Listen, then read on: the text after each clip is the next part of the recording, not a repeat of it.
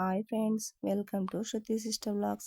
ఈరోజు వీడియోలో మనం స్వచ్ఛమైన నెయ్యిని ఇంట్లోనే ఈజీగా చేసుకునే పద్ధతి అయితే చూద్దాం. అదేవిధంగా నెయ్యి పూసగా రావాలంటే ఏ టిప్స్ ఫాలో అవ్వాలో ఈ వీడియోలో అయితే నేర్చుకుందాం. ఇప్పుడు వీడియోలోకి వెళ్దాం. నేనైతే డైలీ పాలపైన మిగడ తీసి ఒక డబ్బాలో అయితే స్టోర్ చేసుకొని ఫ్రిడ్జ్లో అయితే పెట్టుకుంటాను. ఇలా 15 రోజులు స్టోర్ చేసుకున్న తర్వాత ఆ మీగడనంతా ఒక స్టీల్ పాత్రలోనికి తీసుకొని దాన్ని అయితే స్టవ్ పైన పెట్టి ఆ మీగడ మొత్తం కరిగేంత వరకు వేడి చేసుకుంటాను. ఇలా వేడి చేసుకున్న తర్వాత అవి కొద్దిగా చల్లారిన తర్వాత అందులో కొద్దిగా పెరుగు అయితే వేసుకొని ఒక డే మొత్తం పక్కన పెట్టుకోవాలి. పాలపైన మీగడ తీసుకొని డైరెక్ట్గా మనం మిక్సీలో వేసి వెన్నలా చేసి నెయ్యి చేసి అది అంత టేస్ట్గా ఉండదు. ఈ విధంగా అందులో కొంచెం తోడు వేసి ఒక డే మొత్తం విడిచిపెట్టి తర్వాత డే రోజు తీసుకొని మనం మిక్సీ పట్టుకుంటే ఆ నెయ్యి చాలా టేస్ట్గా వస్తుందండి. అందుకోసం ఈ విధంగా చేస్తాను. మా చిన్నప్పుడు మా ఇంట్లో పాలు పెరుగు చాలా ఎక్కువగా ఉండేవి. మేము పెరుగును చిలికి మజ్జిగ చేసి వెన్నను తీసేవాళ్ళం. అలా చేస్తే వెన్న చాలా తక్కువగా వచ్చేది, కానీ చాలా రుచిగా ఉండేది. చూడండి, ఈ విధంగా మీగడ మొత్తం కరిగే విధంగా మరిగించుకోవాలి. చూడండి, అంచులకు ఇలా నురుగా వచ్చేంత వరకు వేడి చేసుకోవాలి. తర్వాత అయితే గ్యాస్ ఆఫ్ చేసుకొని కొంచెం సేపు చల్లార్చుకోవాలి. అది చల్లారిన తర్వాత కొద్దిగా పెరుగు తీసుకొని అందులో వేసుకొని మంచిగా కలుపుకోవాలి. కలుపుకున్న తర్వాత పక్కన పెట్టుకోవాలి. మరుసటి రోజు అది తోడుకొని ఈ విధంగా అవుతుందండి. ఇప్పుడు దీన్ని మొత్తం మిక్సీ జార్లోకి తీసుకొని మంచిగా మిక్సీ పట్టుకోవాలి. మేమైతే యూట్యూబ్ ఛానల్ కొత్తగా పెట్టాము ఫ్రెండ్స్, మమ్మల్ని సపోర్ట్ చేయండి, సబ్స్క్రైబ్ చేసుకోండి. ఎవరు సబ్స్క్రైబ్ చేసుకోవడం లేదు మా వీడియోస్. చాలామంది సబ్స్క్రైబ్ చేసుకోకుండానే మా వీడియోస్ చూస్తున్నారు. ప్లీజ్ సబ్స్క్రైబ్ చేసుకోండి. అదేవిధంగా లైక్ చేయండి, షేర్ చేయండి, కామెంట్స్ కూడా పెట్టండి. ఇప్పుడైతే దీన్ని మంచిగా మిక్సీ పట్టుకోవాలి. మనం బయట షాపుల్లో నెయ్యి తీసుకొని మన పిల్లలకి పెట్టే బదులు ఈ విధంగా మనం రోజు పాలు ఎలాగో తీసుకుంటాం కదా, ఆ పాలపైన మీగడ మొత్తం కలెక్ట్ చేసుకుని ఈ విధంగా నెయ్యి చేసుకుంటే మన చేతులతో చేసుకున్నది ఏదైనా కానీ స్వచ్ఛంగానే ఉంటుంది. ఇలా కొద్దిగా వాటర్ వేసుకొని మళ్ళీ అయితే మిక్సీ పట్టుకోవాలి. ఇలా మిక్సీ పట్టుకున్న తర్వాత దీన్ని మొత్తం ఒక స్టీల్ పాత్రలోకి కలెక్ట్ చేసుకొని పెట్టుకోవాలి.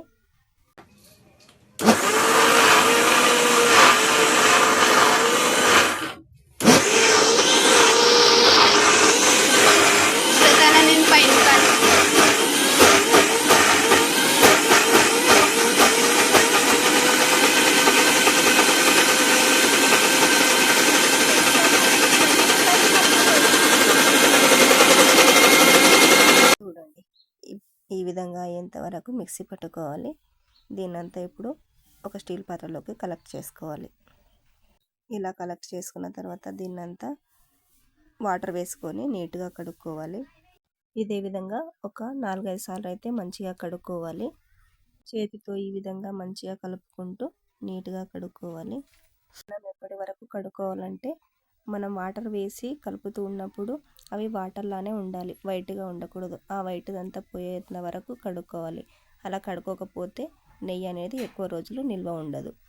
చూడండి, ఈ విధంగా మంచిగా కలుపుకుంటూ కడుక్కోవాలి. వెన్నని కాచేటప్పుడు ఎప్పుడు కూడా స్టీల్ పాత్రనే యూజ్ చేయాలి. మా పిల్లలు అయితే ఎప్పుడు నేను చేసిన నెయ్యినే తినడానికి ఇష్టపడతారు. బయట తీసుకొని వచ్చిన నెయ్యిని అయితే ఇష్టపడరు ఫ్రెండ్స్. ఇలా 3-4 టైమ్స్ మంచిగా కడిగిన తర్వాత నెయ్యిని అయితే కాచుకోవాలి.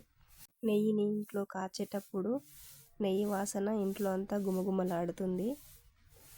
చూడండి, లాస్ట్గా ఇంకోసారి వాటర్ వేసి అయితే కడుక్కుందాం. ఇప్పుడు చూడండి, వాటర్ వేస్తే ఈ విధంగా రావాలి. ఈ విధంగా వచ్చేంత వరకు మంచిగా కలుపుకుంటూ కడుక్కోవాలి. చూడండి, ఇక్కడ ఎంత కలిపినా కూడా వాటర్ అనేది వాటర్లానే ఉంది. కొద్దిగా అయితే తెల్లగా ఉంది అంతే. అయితే ఇదే వెన్నని మనం కొద్దిగా సపరేట్ చేసుకొని అందులో కొద్దిగా పసుపు వేసి మంచిగా కలుపుకొని ఒక డబ్బాలో స్టోర్ చేసి పెట్టుకొని ఫ్రిడ్జ్లో పెడితే బటర్లా చాలా బాగుంటుంది. టేస్ట్ కూడా చాలా బాగుంటుంది. అయితే నేను ఎప్పుడు అట్లా బటర్ చేసుకోనండి, ఎప్పుడు నెయ్యినే చేసుకుంటాను. చూడండి, వాటర్ అనేది ఈ విధంగా వచ్చేంత వరకు కడుక్కోవాలి. ఈ వెన్నను చూస్తుంటే నోరు ఊరిపోతుంది అసలు. చూడండి ఎంత స్వచ్ఛంగా ఉందో వెన్న అసలు. నేను కూల్ వాటర్ అయితే వేసుకోలేదండి, అందుకే ఇలా లిక్విడ్లా ఉంది వెన్న. ఇప్పుడైతే స్టవ్ ఆన్ చేసుకొని స్టీల్ పాత్ర అయితే పెట్టుకొని నెయ్యి అయితే కాచుకోవాలి. నెయ్యి కాచుకునేటప్పుడు ఎప్పుడు కూడా ఫ్లేమ్ అనేది లోనే పెట్టుకోవాలి. నేను నెయ్యి కాచిన తర్వాత మాకు సరిపడా ఉంచుకొని మిగతా ఉన్నది అమ్ముతాను.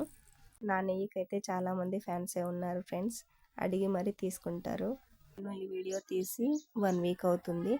అయితే అప్లోడ్ చేయడానికి, వాయిస్ ఓవర్ ఇవ్వడానికి నాకు కొద్దిగా హెల్త్ బాగా లేకుండే, అందుకని ఇన్ని రోజులైతే టైం పట్టింది. చూడండి మెల్లగా అయితే వెన్న అయితే కరగడం మొదలైంది. అయితే కాచేటప్పుడు గ్యాస్ ఎక్కువగా పెట్టామంటే వెన్న అనేది మొత్తం పొంగి బయటికి చల్లిపోతుంది. అందుకని ఎప్పుడు లో ఫ్లేమ్లోనే పెట్టి మరిగించుకోవాలి. ఈ విధంగా మెల్లగా కలుపుకుంటూ వెన్ననైతే మంచిగా కరిగించుకోవాలి. మేము డైలీ 1 లీటర్ పాలు అయితే తీసుకుంటాము. ఆ పాలపై నుంచి కలెక్ట్ చేసుకున్న మీగడనే ఇలా నెయ్యి చేసుకుంటాను. నేను ఇలా చేయడం వలన నాకైతే సగం పాల డబ్బులు అయితే ఆదా అవుతాయి. నేనైతే 15 రోజులకు ఒకసారి ఈ విధంగా వెన్నను కాచుకుంటాను.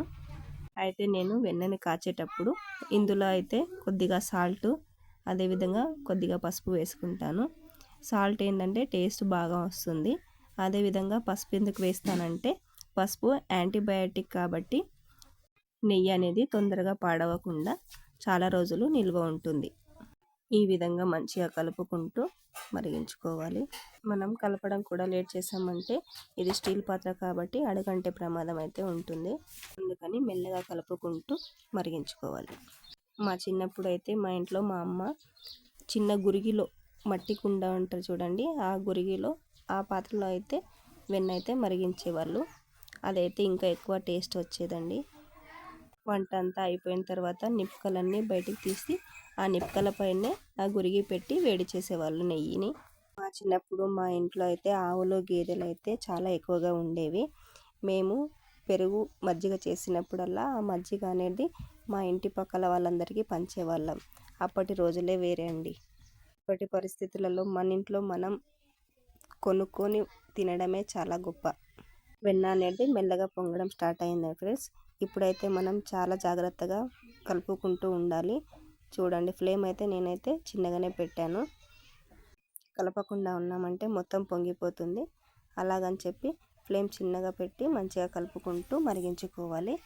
చూడండి మెల్లమెల్లగా నెయ్యి అయితే రావడం స్టార్ట్ అయింది. అయితే నెయ్యి మరిగించుకునేటప్పుడు ఇందులో కొంచెం మెంతులు, తమలపాకు వేసి మరిగించుకోవాలి.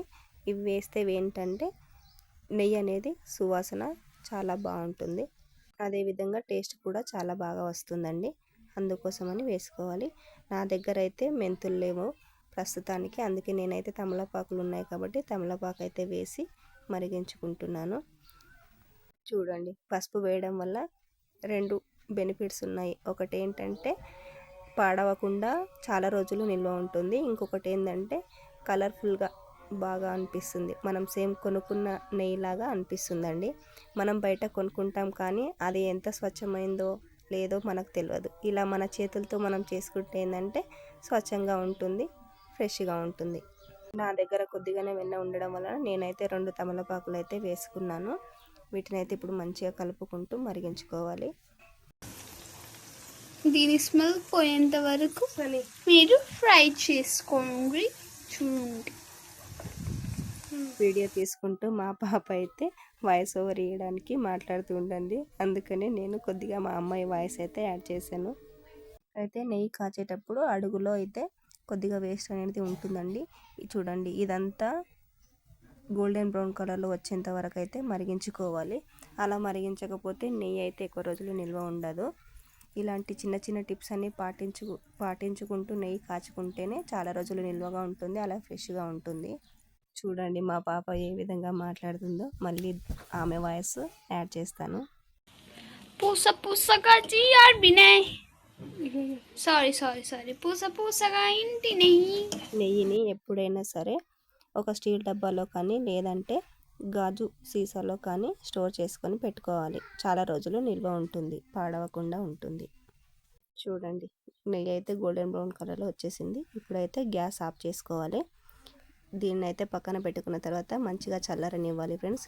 చల్లారిన తర్వాత ఈ విధంగా స్టీల్ కంటైనర్లోకి అయితే తీసుకొని స్టోర్ చేసి పెట్టుకోవాలి. ఈ విధంగా చేస్తే నెయ్యి అనేది చాలా స్వచ్ఛంగా ఉంటుంది, అదేవిధంగా పూసగా వస్తుంది. ఓకే ఫ్రెండ్స్, ఈ రోజు వీడియోలో ఇంతే. మరో వీడియోలో మళ్ళీ కలుసుకుందాం. Bye bye.